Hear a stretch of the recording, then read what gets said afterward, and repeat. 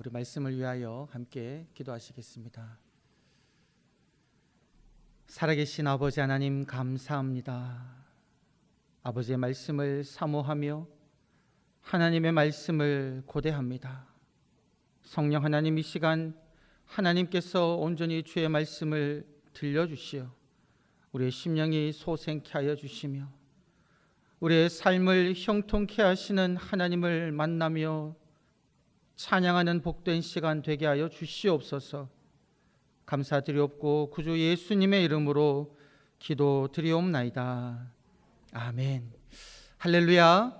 하나님을 찬양합니다. 오늘도 우리 또 예배 나오신 우리 모든 성도님, 또 가정에서 예배 드리시는 모든 성도님 한 분 한 분 가운데 살아계신 하나님의 은혜가 가득하기를 간절히 축원합니다. 오늘은 저희 교회 창립 65주년이 되는 주일입니다. 그런데 창립 기념 주일임에도 불구하고 제가 이제 코로나19 상황으로 인해서 함께 예배드릴 수 없음이 안타까움으로 우리 마음에 자리 잡고 있지만, 그러나 이러한 안타까움 속에서도 우리 지난 65년 동안 우리 교회를 붙들어 주시고 인도하신 그 하나님의 은혜를 우리 가슴 깊이 묵상하고 새기는 그런 시간 되기를 간절히 소망합니다. 지금 가정에서 예배드리시는 성도님들 중에서, 또 우리 이곳에서 예배드리시는 성도님들 중에서 우리 교회의 그 초창기 때부터 함께 해오신 우리 성도님들도 계시고, 또 우리 교회에 그 처음부터 함께 하시지는 못하셨지만 저희 교회에 오시고 난 다음에 변함없이 교회를 섬기고 계시는 우리 성도님들도 계실 텐데요, 우리 모든 성도님들께서 이 창립 기념주일을 맞이하여 우리 마음속에 한 번 더 되새겨야 할 것은 무엇이냐? 지금 우리의 마음이, 현재 우리의 마음이 처음에 내가 이 교회에 나왔을 때에, 처음에 이 교회를 섬겼을 때에 그 마음과 동일한지, 혹은 그 마음보다도 더 풍성해졌는지를 지금 잠깐 한번 짧게 우리 마음을 돌아보면, 살펴보면 좋겠습니다. 제가 생각해 보니까 제가 영동교회에 처음 와서 설교했던 그 주일이 창립 기념주일이었습니다. 제가 부임은 2019년 9월 첫째 주일날 했지만 그 2019년 그 8월 그 첫째 주 창립 기념주일에 제가 와서 이제 함께 예배를 드렸었는데요, 그때 제목이 우리 마음을 하나님께입니다. 우리 마음을 하나님께. 그때 그 본문이 솔로몬이 성전을 짓고 난 다음에 성전을 하나님께 봉헌 드리며 드리는 기도였는데요, 근데 솔로몬이 하나님께 교회 이 성전만 드린 것이 아니라 눈에 보이는 성전뿐만 아니라 그의 마음을 하나님께 드리는 그런 기도였는데요, 제가 그때 했던 그 설교, 하나님 주신 그 말씀을 다시 한번 새겨보며 저도 제 마음을 한번 돌아보았습니다. 영동교회의 담임 목사로 이 교회에 와가지고 내 마음이 온전히 하나님만 섬기며 하나님만 바라보며 목양하겠다는 그 마음이 더 풍성해지고 있는지를 돌아보았다라는 것이죠. 하나님께서 지금 코로나19로 인하여서 저희가 함께 모여 하나님께 영광 돌리지 못하는 이 창립 기념주일 이 예배 때에 우리 각자 흩어져 있는 모든 성도님 한 분 한 분에게 진정 원하는 것은 무엇이냐? 바로 우리의 마음이 처음 하나님을 만날 때의 그 첫사랑, 그리고 처음 영동교회에 나와 교회를 섬겼을 때에 품었던 그 마음이 더욱더 온전해지고 풍성해지기를 원하신다라는 것입니다. 바라옵기는 우리 사랑하는 모든 성도님 한 분 한 분들께서 영동교회를 나의 교회라고 생각하며 이 교회를 사랑하는 우리 성도님들의 그 마음이 더욱더 온전해져서 하나님께 영광 돌리시는 그러한 우리 성도님들 되시기를 주의 이름으로 간절히 축원합니다. 그래야만 우리의 마음을 하나님께서 기쁘게 받아주실 줄 믿습니다. 여러분, 우리가 이제 자기 분야에서 최고 정점에 이르렀던 어떤 사람이 순식간에 바닥으로 내려왔을 때에, 모든 것을 다 잃어버렸을 때에 여러분, 그 마음이 어떠하겠습니까? 아마 삶의 그 끈을 놓고 싶어하는 마음까지도 들 정도로 어렵겠지요. 제가 언제 한번 읽은 책 중에 이제 자서전이었는데요. 그분이 자기의 삶을 소개하는 책이었습니다. 그분이 부산 지역에서 아주 알아주는 그 건강식품 판매하는 이제 그런 회사로 지금은 성장했는데요. 이분이 처음 사업 시작할 때에 그때 어떤 걸로 시작했냐면 결혼 정보 회사로 시작했다 그래요. 이제 근데 지금은 결혼 정보 회사가 많은데 그 당시 처음 시작할 때만 해도 그런 것이 없었다는 거죠. 그런데 이제 외국에서 어떤 그 관계되는 뉴스를 보고 이거다 싶어가지고 결혼 정보 회사를 차리고 막 대대적으로 언론에 홍보하면서 이제 시작을 했는데 이것이 성공한 겁니다. 사람들이 처음으로 오면서 이것이 정말 이제 뭐 효과도 많이 일어나고 해가지고 회사가 성장하게 되고 발전하게 되었는데 언론에도 많이 홍보되고요. 그런지 이랬던 그 분이 결혼 정보 회사만 만족한 것이 아니라 이제 막 사업을 확장하는 거죠. 잘 되니까. 근데 너무 무리한 확장으로 인해 가지고 이 회사가 완전 부도가 나버린 겁니다. 이분이 자기 수중에 뭐 단돈 몇천 원도 없었다 그래요. 이분이 뭘 했느냐? 그런 어떤 정말 갑자기 큰 성공을 맛보고 회사가 성장하다가 모든 것을 잃어버리니까 더 이상 살고 싶지 않더라. 이런 고백을 그 책에 하더라고요. 아마 많은 분들이 동의할 것 같아요. 우리의 마음이 그러하다라는 거죠. 오늘 성경을 보게 되면 요셉의 마음이 지금 바로 그러하다라는 것을 알 수가 있습니다. 여러분, 우리가 지난주에 요셉 이야기를 함께 살펴보았는데 그때 요셉이 어떻게 등장했습니까? 요셉은요, 그 이제 창세기 37장이 야곱의 족보라고 이야기하는데요. 그런데 이상하게 야곱의 족보라고 이야기하면서 그 야곱의 족보가 누구 중심으로 이야기가 되고 있냐면 요셉의 중심으로 이야기를 진행합니다. 그러니까 그때의 요셉은요, 이 세상이 자기 중심으로 돌아가고 있는 상황이었죠. 위로 형들이 10명이나 있고 누나도 있는데 아버지는 그를 누구보다도 가장 사랑하지 않았습니까? 그리고 말씀을 보게 되면 그에게 아주 고급스러운 알록달록한 아름다운 채색 옷도 지어 입혔지요. 그리고 꿈도 꾸는데 그 꿈에 따르면 자기의 미래가 정말 왕이 될지도 모르는 그런 청사진이 그려지는 인생을 살고 있었습니다. 삶의 정점이었죠. 그랬더니 요셉이었는데 그 요셉의 삶이 어떻게 됩니까? 오늘 말씀을 보게 되면요, 그 사랑받던 요셉, 세상이 자기 중심으로 돌아가는 것을 즐기면서 살았던 그 요셉의 삶이 완전히 나락으로 떨어지는 것을 보게 되죠. 우리가 지난주에 나누진 않았지만 37장이 어떻게 끝나냐면 요셉이 형들의 손에 팔려가지고 애굽으로 내려가는 그런 것으로 이제 말씀이 끝나거든요. 오늘 말씀을 보게 되면 이 39장을 읽어보게 되면 이 요셉의 삶이 아주 처량하게 묘사되고 있음을 우리들은 알 수가 있습니다. 첫 번째로 요셉은요, 어떤 삶이냐? 지금 자기 의지대로는, 자기 뜻대로 자기의 삶을 살아갈 수 없는 그런 처지에 놓여 있게 되었습니다. 우리 말씀 1절 말씀을 우리 한번 다 같이 한번 읽어 보시겠습니다. 시작. 요셉이 이끌려 애굽에 내려가매 바로의 신하 치위대장 애굽 사람 보디발이 그를 그리로 데려간 이스마엘 사람의 손에서 요셉을 산이라. 말씀 잠깐 띄워놔 주시고 우리 성도님 여기서 한번 동사들을 한번 찾아보십시오. 우리 가정에서 보시는 분들은 종이에 끄는 적어 보셔도 좋겠습니다. 동작을 표현하는 동사가 어디 나옵니까? 쭉 한번 훑어보니까 4개 정도가 나오는데요.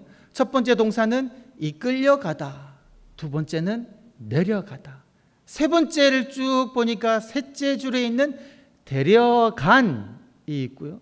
마지막 4번째가 산이라. 이 4가지 동사인데 여러분 이 동사를 자세히 살펴보면요, 이 요셉이 주어로 등장하는 것은 이제 요셉이 애굽으로 내려갔다 이렇게 이제 되어 있는데 이 내려간 것이 결코 자기의 의사대로 내려간 것이 아닙니다.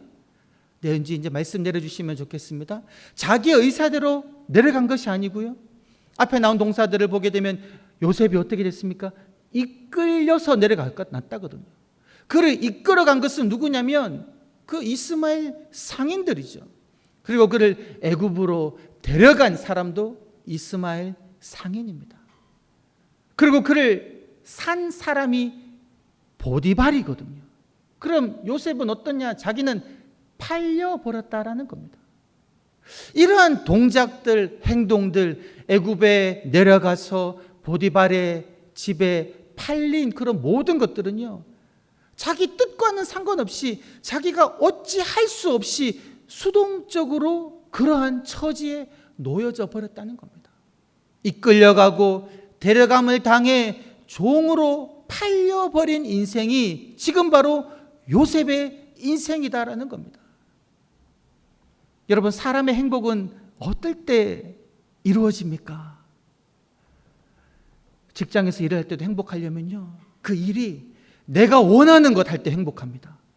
내가 하고 싶은 것 할 때 행복한 거죠. 내가 하고 싶은 그 일을 할 때에 즐겁고 신나게 할 수 있지 않습니까?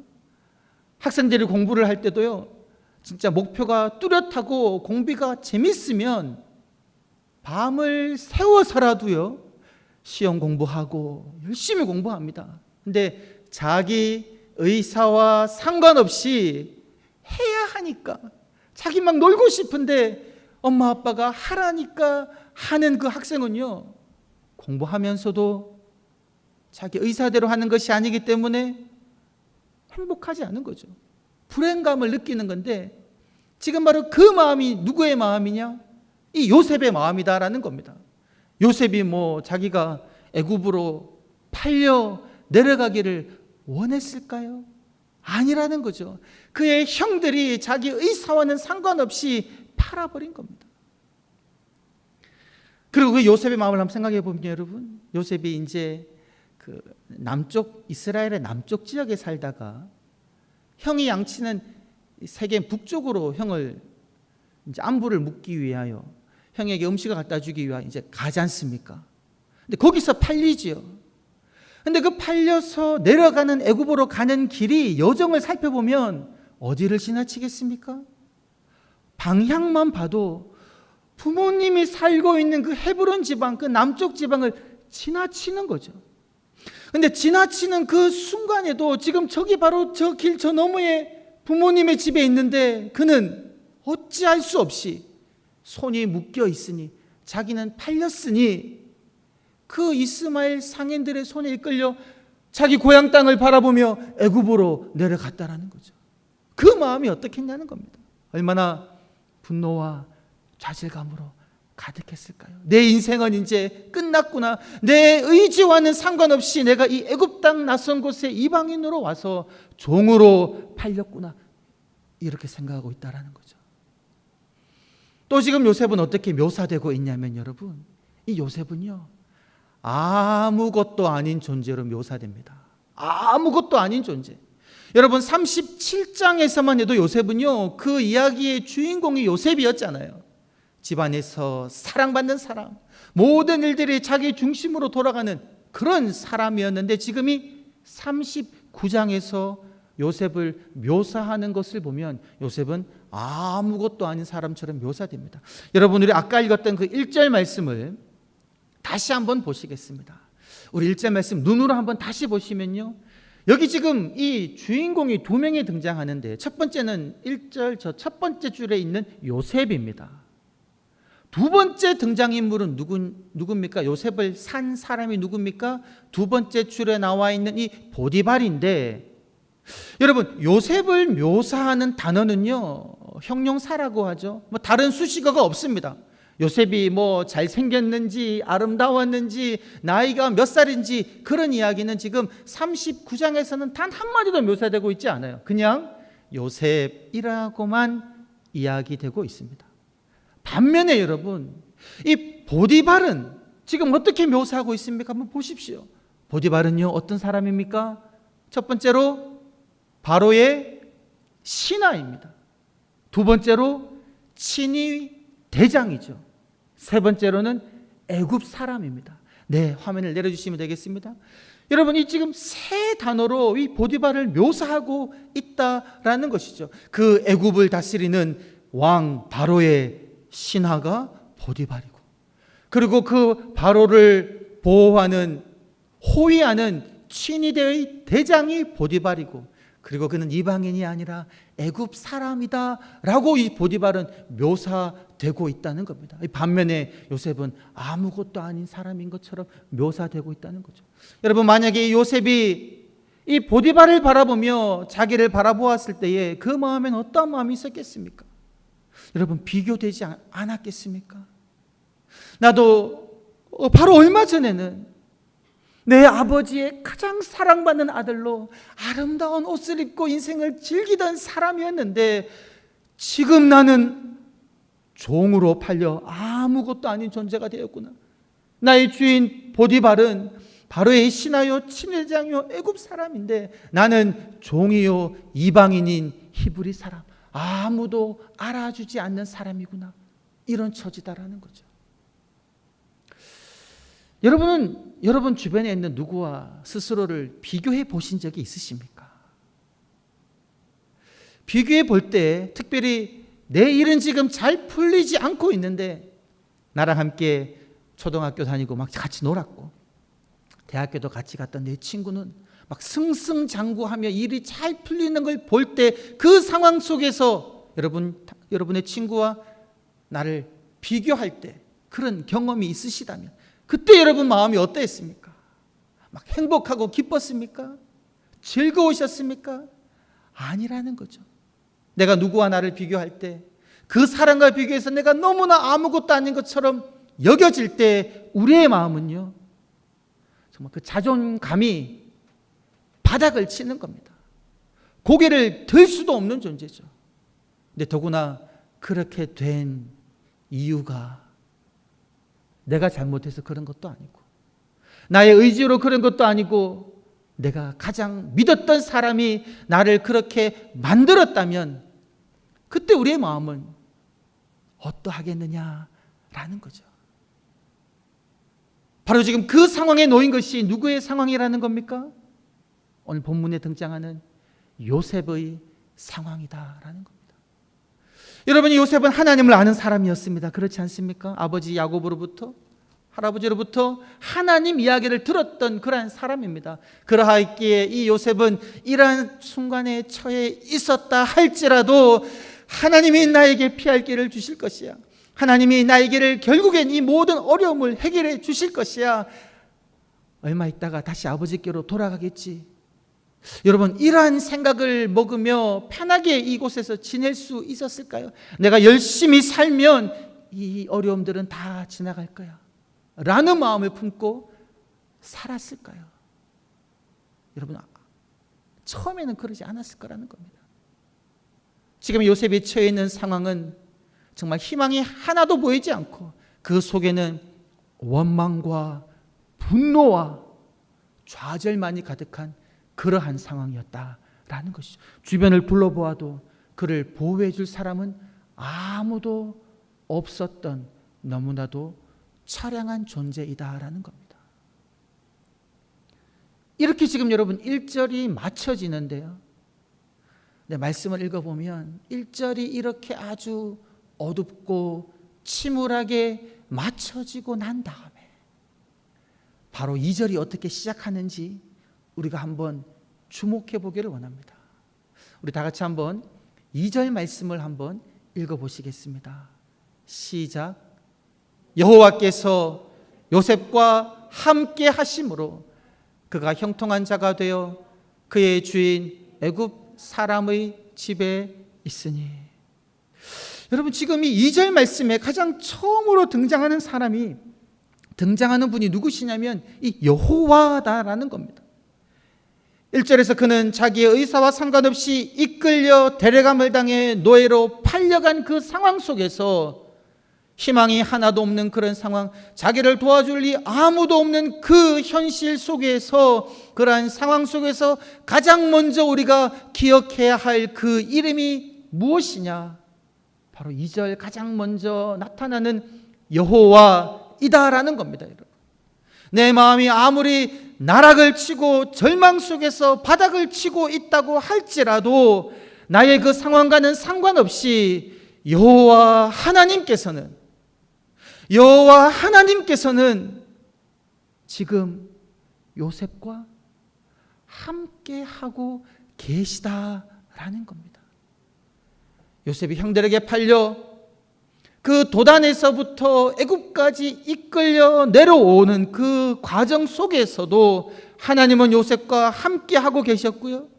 그리고 요셉이 노예를 파는 그 단 위에서 손이 묶여서 자기를 사갈 사람을 처량하게 기다리고 있는 그 순간에도 하나님은 요셉과 함께 하셨다라는 것이 오늘 이 말씀이 우리들에게 분명하게 이야기하고 있는 사실이다라는 겁니다. 그리고 요셉과 함께 하셨던 이 하나님께서는 무엇을 하시느냐? 여호와께서 요셉과 함께 하심으로 이어지는 말은 그렇게 이야기합니다. 그가 형통한 자가 되어.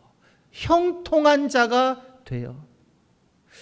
여러분이 형통하다라는 단어는 너무 우리가 좋아하는 말인데요, 이 형통이라는 단어를 국어 사전을 통해 찾아보면 무슨 뜻이냐면요, 모든 일이 뜻대로 되어 잘 되어 간다라는 겁니다.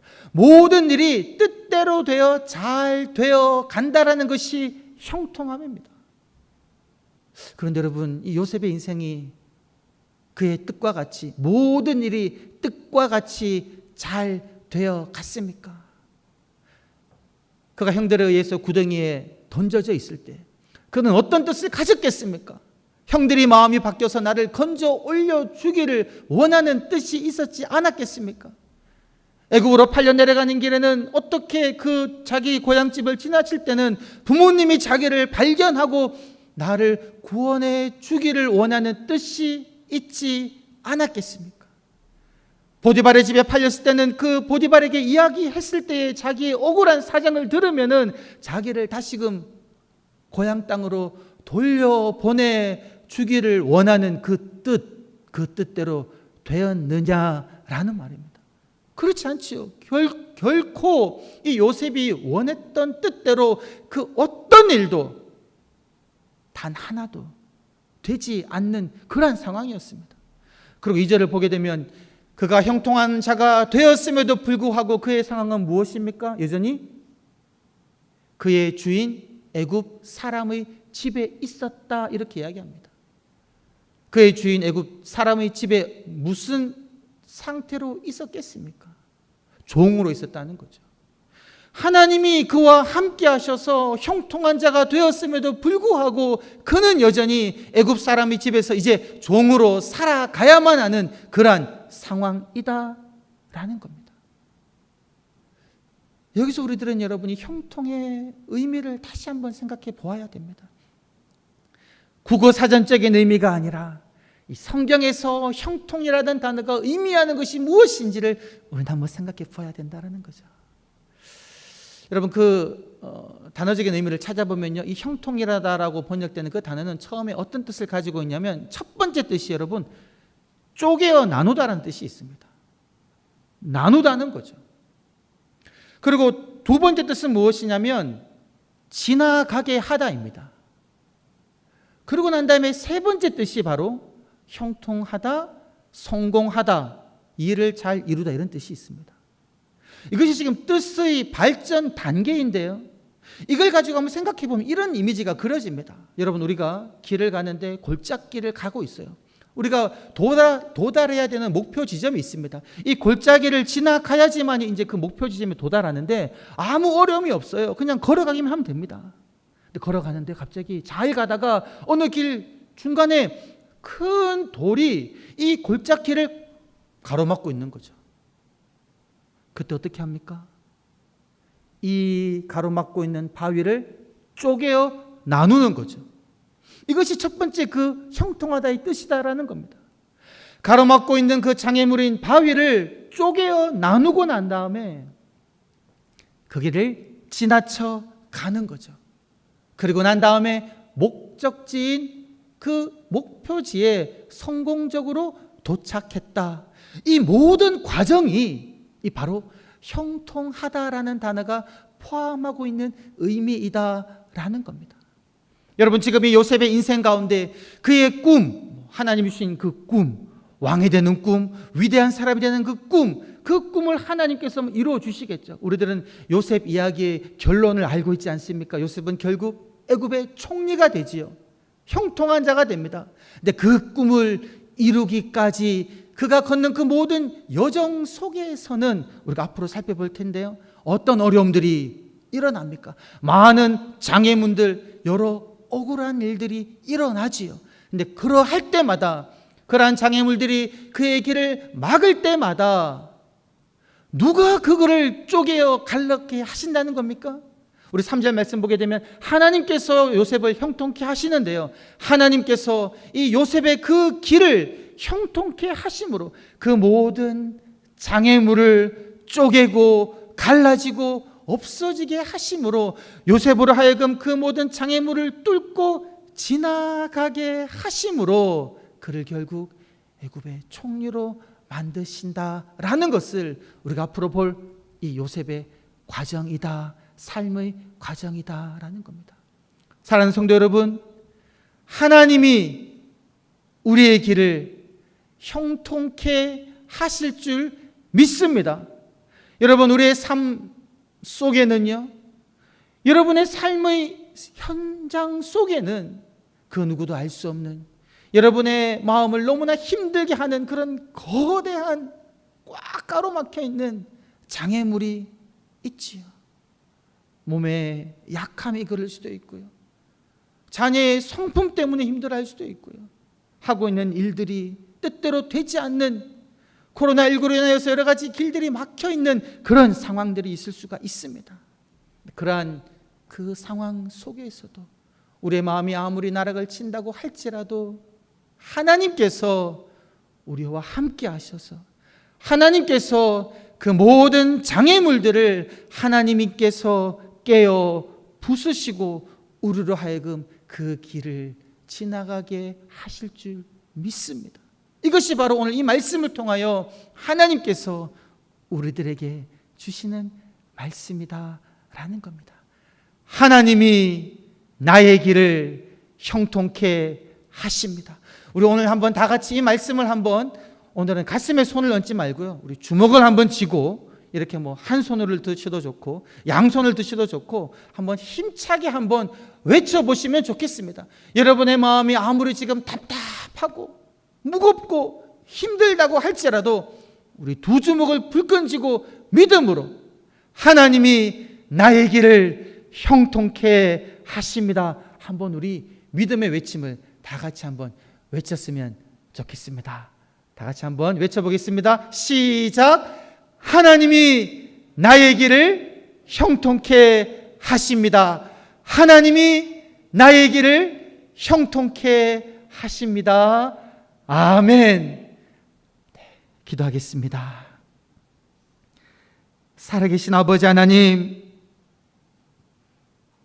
나의 생각으로는, 나의 뜻으로는 도저히 헤쳐나갈 수 없는 그런 상황에 있다고 할지라도 여호와께서 함께 하셔서 나의 길을 형통케 하실 줄 믿습니다. 하나님을 바라보며 믿음으로 하나님과 동행하게 하여 주시어 형통케 하시는 하나님을 경험하는 하루하루 살게 하여 주시옵소서. 감사드렸고 구주 예수님의 이름으로 기도드리옵나이다. 아멘. 아멘.